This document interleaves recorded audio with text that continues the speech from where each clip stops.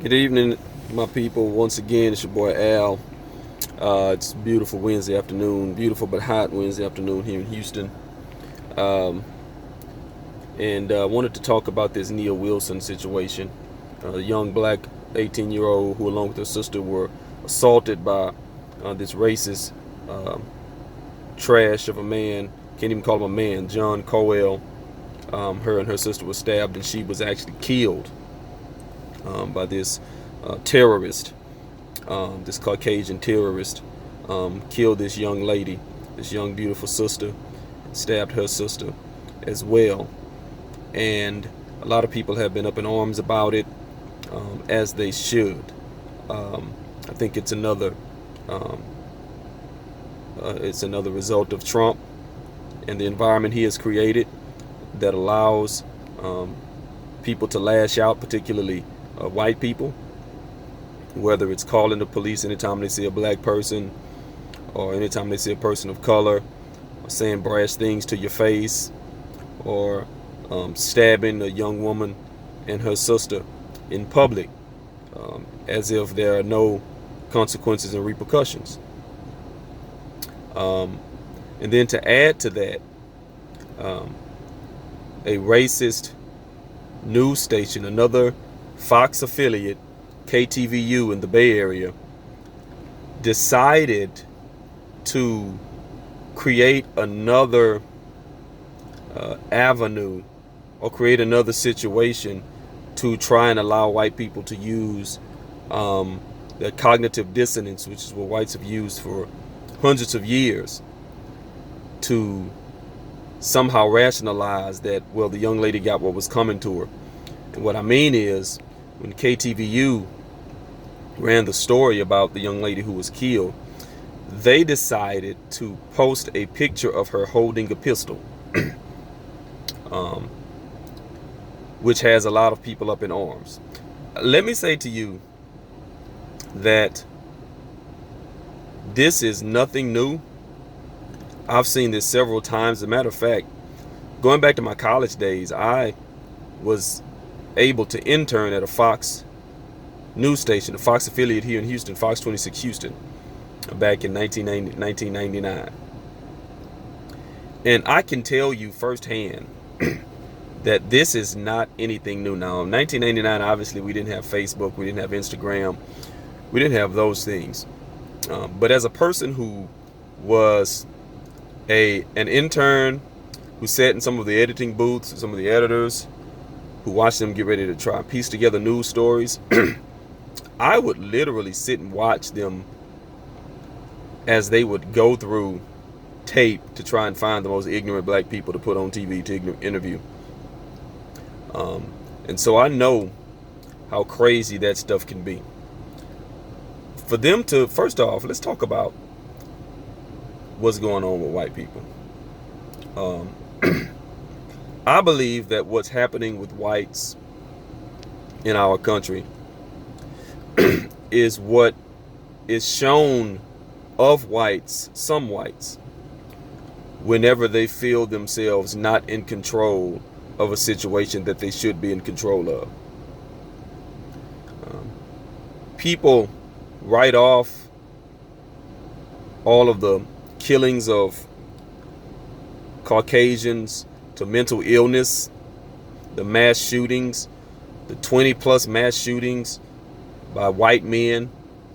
I haven't seen a white woman do any of this, but the shootings by white men, people write it off, or the powers that be try to write it off to mental illness. But really, it's not mental illness. It's a nature that has been seen by certain Europeans since history has been recorded, particularly in this country, or even going further than just this country. Go back and look at Columbus and all the indigenous people that he slaughtered. Can you write that off to mental illness? What about what the Pilgrims did to the natives? Can you write that off to mental illness? Sure, it's easier to write off what Hitler did to mental illness, but is it? What about King Leopold II? What he did in the Congo, slaughtering millions of black people in the Congo. Was that mental illness? And what I'm saying is that whites have a tendency to blow their top and kill anything they need to kill or anything that's in sight whenever they aren't in control of the situations they feel they should be in control of. Christopher Columbus, the Pilgrims, the Founding Fathers, Leopold II, Adolf Hitler,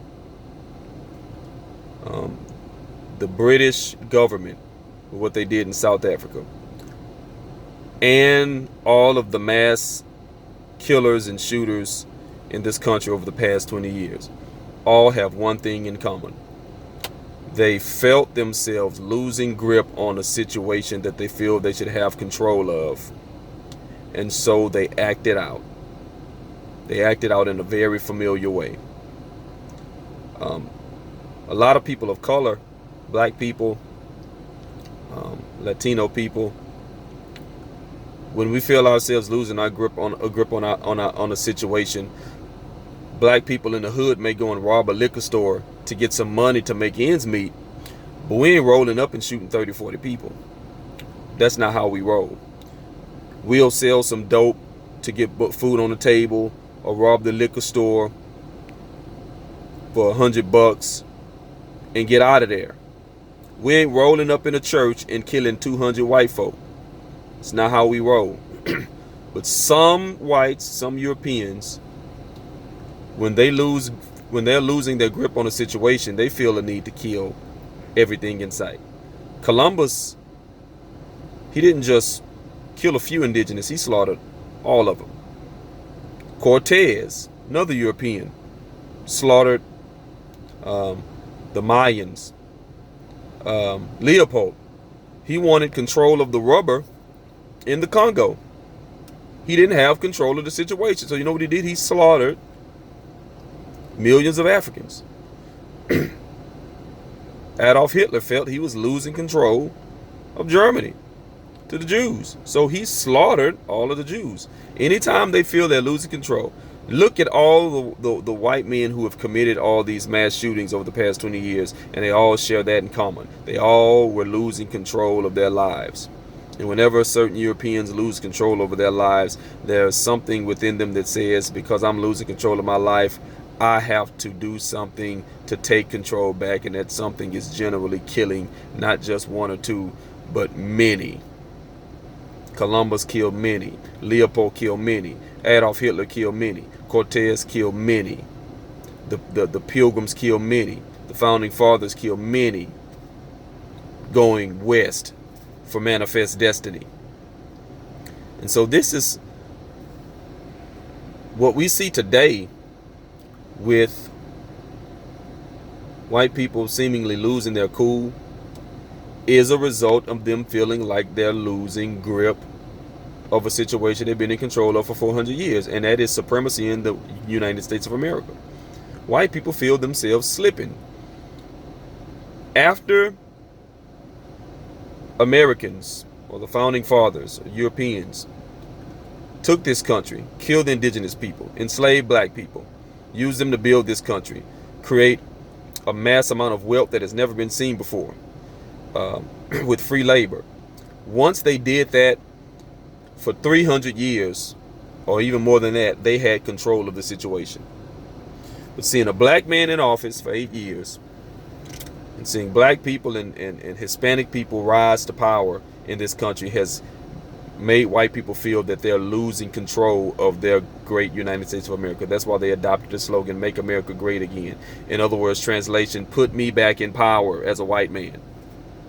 That's why you saw the tiki torch carrying losers marching down the street. They felt themselves losing control of what the Pilgrims worked so hard to give them control of. And with this white man, John Coyle, who stabbed this young white lady, this young black lady, he is someone who I feel fits that mold, who acted out because he, as a white man, feels I'm losing my place. And then, to add insult to injury, this trash news station, Fox, in the Bay Area, San Francisco, which is weird because San Francisco is supposed to be a very progressive area, from what I've been told. They thumbed through every single one of this girl's pictures on social media to find the most threatening looking picture of her they could find, to try and promote one of the most dangerous frames of mind that has ever been promoted in this country or the world. And that is the cognitive dissonance, which, if anybody doesn't know what cognitive dissonance is you believing one thing about a situation or a certain group of people, and then having conclusive evidence that what you thought, or the reason why you thought certain things happened to certain people, were not what you thought, but ignoring all of those signs just for the purpose of holding on to your ignorant point of view. One of the earliest examples of cognitive dissonance was by Thomas Jefferson, who wrote that black people required less sleep than white people. Now, that's not true, obviously, but the reason why he wrote that was to justify in his own mind why he worked his slaves so hard. He worked his slaves hard, and to keep himself from feeling sorry for his slaves, to keep himself from feeling sorry for the people he was working to death, he just convinced himself, oh, they require less sleep, so they'll be all right. Cognitive dissonance is, in particular with the United States of America and whites and blacks, is white people, whenever they see something bad happening to black people, whenever a black person is murdered or shot down in the street or gunned down or has something unfortunate happen to them, cognitive dissonance says for a white person, oh, they deserved it. What were they doing? Oh, they did that. Oh, they deserved it. And so this Fox News affiliate tried to perpetuate that by putting a picture up of her with a gun, so that other whites would see that and be like, oh, see there? See, that's why she got shot. Look at her. So they cannot feel sorry for the young woman. When people see the story that her and her sister were shot and she was killed, and they start to feel sorry, and they don't really want to feel sorry because they want to somehow believe that she had it coming, Fox News helps perpetuate that way of thinking by putting this picture up, and then white people who want to feel like she deserved it say, oh, see there, look at her with that pistol. That she is, thug, troublemaker. So she deserved it. She probably, what did she do? She probably rolled up on a white man, starting trouble, probably pushed him, probably said something, and he probably acted in self-defense. Oh, see there, she deserved it. That's what cognitive dissonance is, and that's what KTVU in the Bay Area perpetuated with that picture. Now, I want you to know, they do that all the time. I just, especially in the social media area, if a mother and father lose their son to violence, a black mother and father lose their son to violence, and the news story comes out to cover it, and they give the news story a beautiful picture of their son or their daughter in a graduation cap and gown or suit, a nice representative picture, the news stations, those who are about the foolishness, will throw that picture out, go on the kid's social media site, and find the most non-flattering picture they can find to make that person look like they got what they deserve. That's what some white people do. I remember a few years ago here in the city of Houston, a black man and his white police officer neighbor. The neighbor was a former police officer. They had this feud going back and forth. Finally it came to a head, and the white former officer killed his neighbor, his black neighbor. And I remember the picture they put up of the black man when they wanted to show who got killed, and it was one of the most unflattering pictures I think I've ever seen. And I was thinking to myself, there is no way, and this was before social media, I was thinking to myself, there is no way that the family of this man gave the news affiliates that picture to put up that man. There's no way. You know what, it reminded me of the picture, have you seen the meme where the black man with the baseball cap sideways and he's got the wing, and he's like, and this shows, rent, $800, wing combo, $20. Let's say his bank account, $20, rent $800, wing combo $17.99, and then it shows him like, I got the wing combo. It was like that, but way worse. And I'm like, there is no way those people gave that news affiliate that picture of that man. That's a picture they dug up to perpetuate and keep alive the cognitive dissonance, to make people see him, a picture of him, a man who got murdered, a family man, a husband, father who got murdered. It was a picture that they found to perpetuate the thinking of, see, he got what was coming. Look how crazy he looked. I bet he jumped. I bet the white man was justified. Look at that crazy picture, that crazy Negro. Look how crazy he looked. I'm sure they gave him a picture, nice suit and tie, probably hugged that family portrait, arms around his wife with children, also in the picture, loving picture they showed. But they threw that away and did some digging to find the most unflattering picture they could find. And I interned at Fox 26, as I said before, and I watched these people in the editing booth. See, what you need to understand is, when something happens in the neighborhood, I'll show you how news media works. When something happens in the neighborhood, say somebody right across the street from where I'm sitting gets killed, the news media will come out and they will interview everybody around. If it's 15 people, they will interview all 15 of those people. Then they will come back to the news station.